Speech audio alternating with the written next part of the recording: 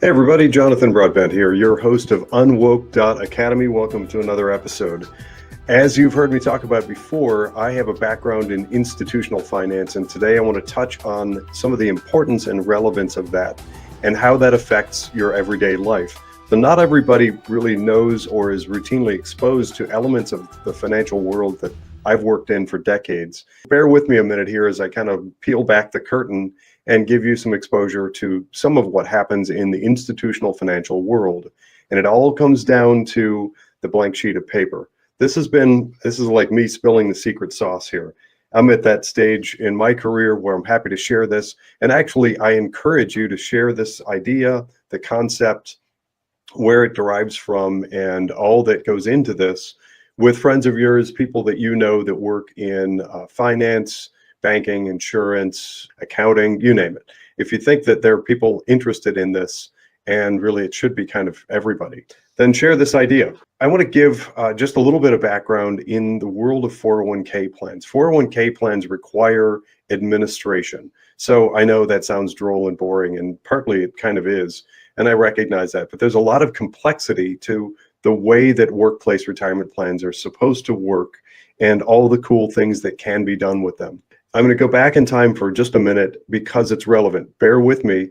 All of the stuff that's gone into the way that we think of and utilize 401k plans in the United States all kind of evolves out of really some changes and machinations, and often, frequently, there are abuses and manipulation. Going way back in the time machine, let's go back in the past, the years of yore, there used to be mutual fund companies or maybe a bank that would offer, they would sell, I have to sort of air quote that, they would sell 401k plans. And it was great for companies that had an investment offering because it was kind of like shooting fish in a barrel, especially if there was a bank connected to it. So there were all kinds of things that used to happen. And I'll tell you, it is an area of finance that is rife with fraud, extra fees, layers of manipulation, malfeasance, self-dealing, self-interest, and all kinds of stuff. That's known, it's a given, it shouldn't sound surprising to you. In July of 2012, new rules, new laws came into effect via really Congress and the Department of Labor that mandate that anybody touching a 401k plan is subject to fee disclosure and conflict of interest disclosure. So that was a big hoopla. It caused a big uproar in the marketplace, and everybody was like, wow, how do we possibly deal with this? Because for years, there were these firms that did all kinds of different roles, and the more of the roles that they could fill, the more money they could make. So I'm going to give one example. I don't think that it exists anymore, but it used to be sort of this gray area that caused mayhem in the marketplace. And ultimately, it just hurts my heart to think of American workers out there suffering through these kinds of things. But it's years and decades now of this trial and error, this cat and mouse of good guy, bad guy, as we kind of figure out the bad behaviors and bad actors, and then we change the regulations to try and stop them, and then they figure out a new avenue. So it used to be a thing for banks to offer to sell a 401k plan to a company in exchange for a lowered interest rate on their business line of credit. So let's say you're a corporation and you borrow money periodically to cash flow and stuff like that, and you could get a 0.5% off or something. Well, that's really attractive. And so you would move your 401k plan over. But lo and behold, it should come as a surprise to no one that the bank knew that they could more than make up for it in fees inside the 401k plan. That means that the American workers were subject often to higher fees. So the bank might sort of figure out the calculus on that and do a trade-off, figure out that maybe by lowering the interest rate 0.5% based on how much borrowing takes place, maybe they sacrifice $10,000 a year in revenue on the business line of credit, but they make $40,000 extra off of the employees in their retirement savings plans. That's actually a common example, there used to be. I'm asking a big favor of you during the course of this conversation. Take off your sort of individual hat because you have a personal experience with your 401k plan, understandably. And you think in terms of you personally saving.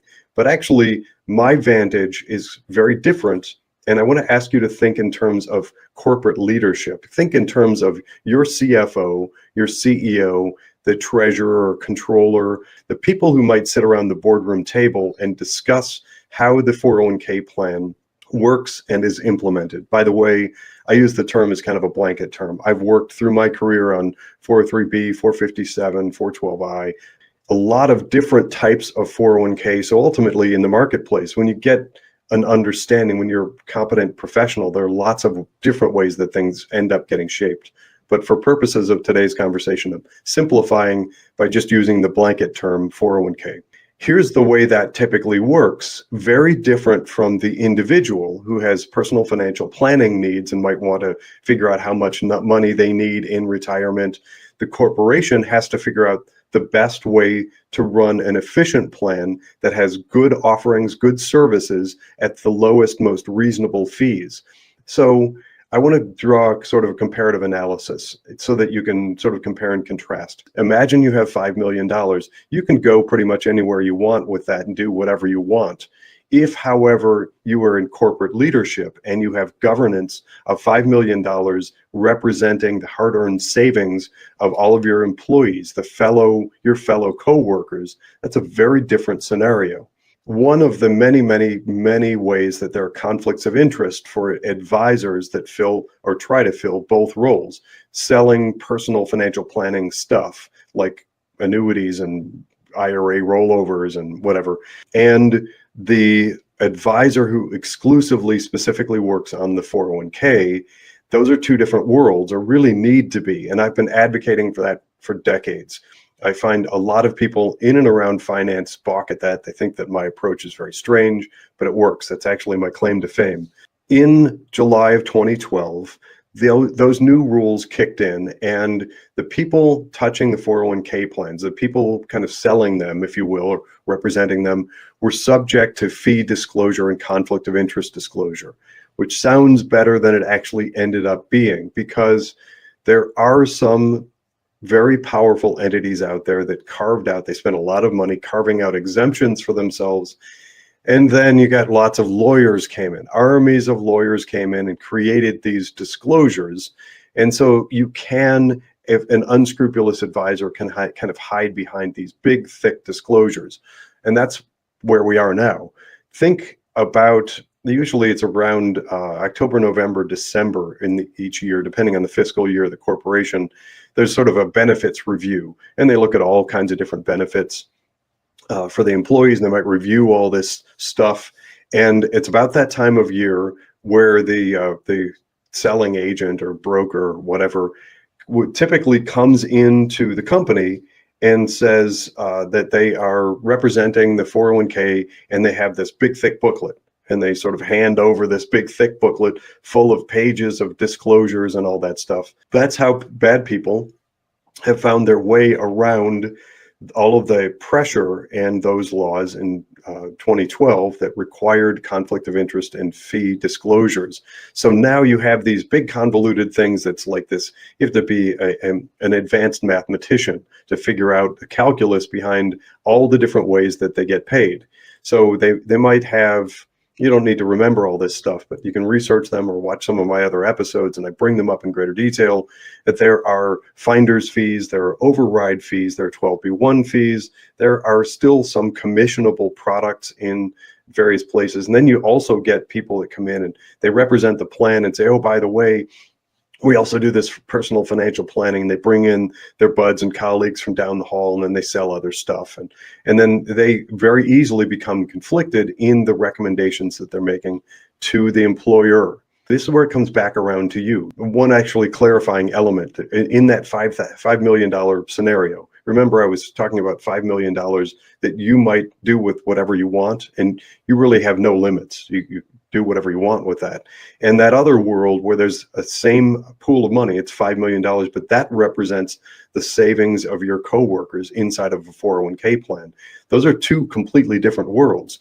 Not only are there much better, very robust protections in place for the 5 million representing future retirement dollars for your coworkers, but also overwhelmingly overall, the fee structure inside of that is astronomically lower. It's significantly lower, like maybe a fourth or 1/5 of the fees that are assessed to you personally. So it's the same $5 million, but you might pay about 1% in fees. I think that's still probably about an industry average for personal financial planning, and that's fine, and it's probably pretty well disclosed, and you understand that. There actually may also be some other ways that they make money and more fees, but whatever, figure 1%.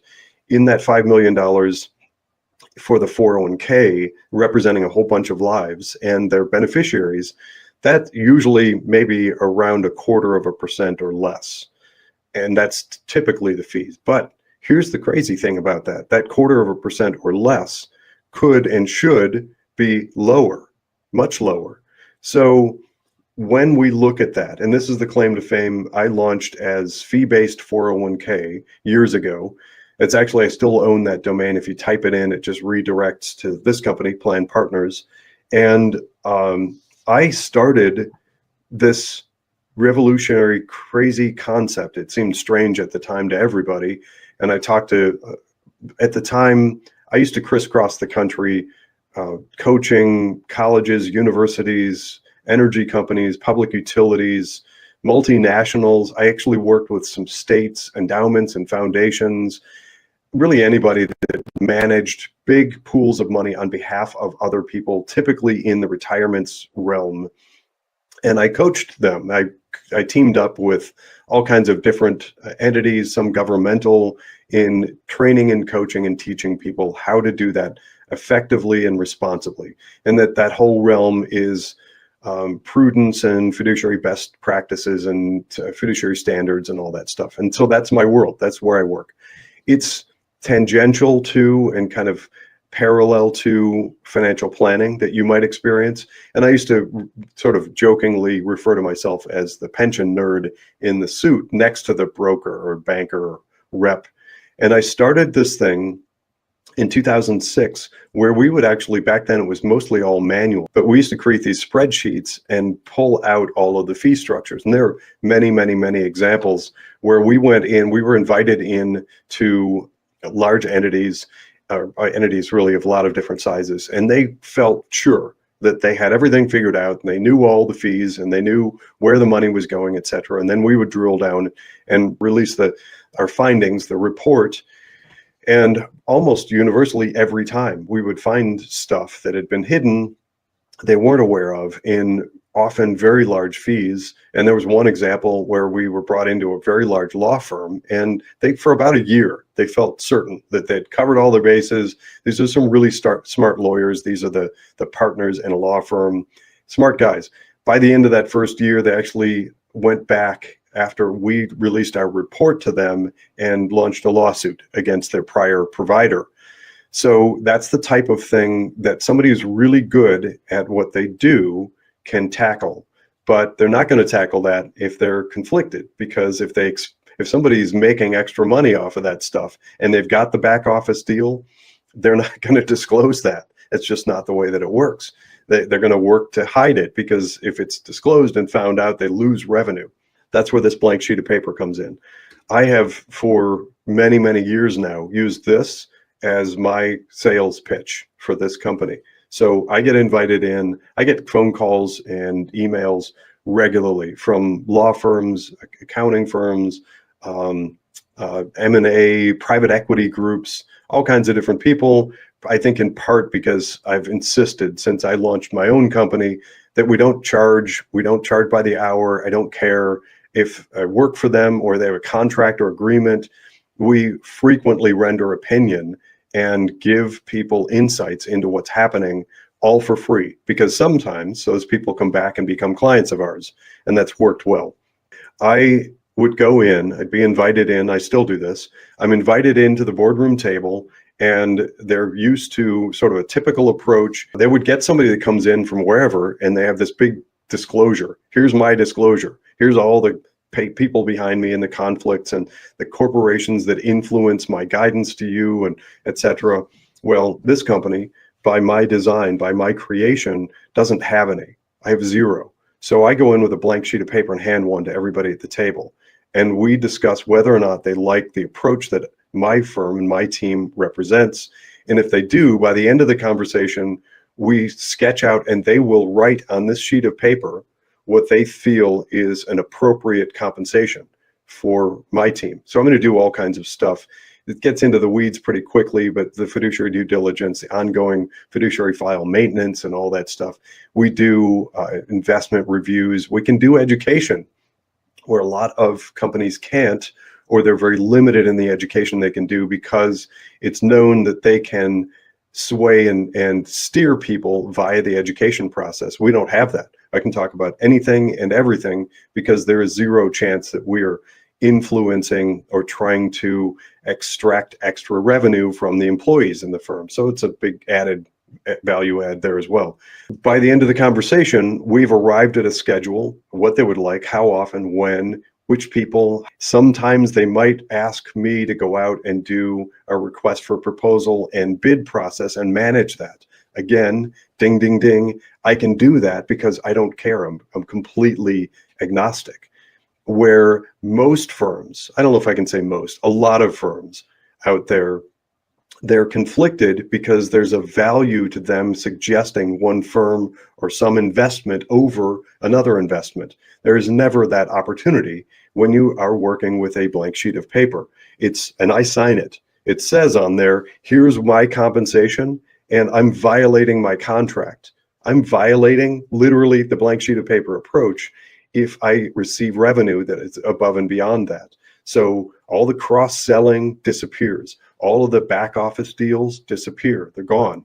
All of the influence peddling that I agree to try and move people's 401k plans, there's none of it.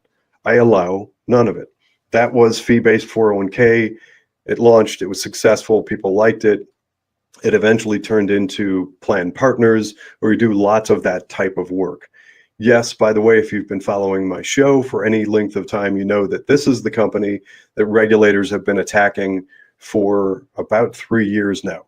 They don't like my conservative voice. They don't like UnWoke. They don't like me advocating for education and against masking children and jabs, and they don't like any of that stuff.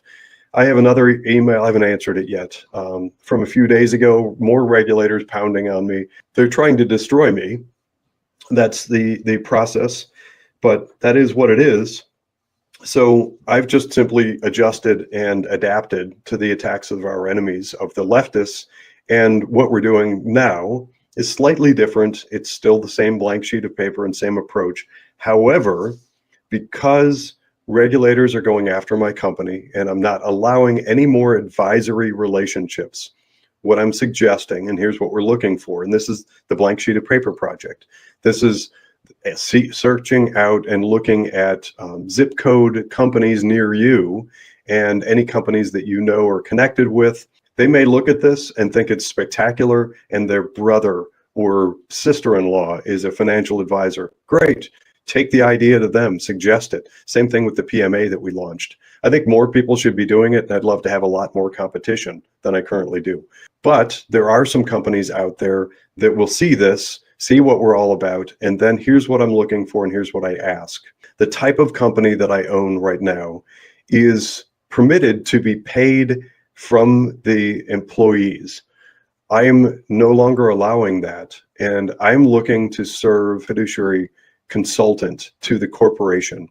And because I want to move the needle quickly on the whole UnWoke approach, I'm asking to go into companies to add non-woke investment options. So just like we did with all of those reports and keep doing with the companies that are sharing their investment information with us, we're making them anonymous and releasing reports on what we're finding.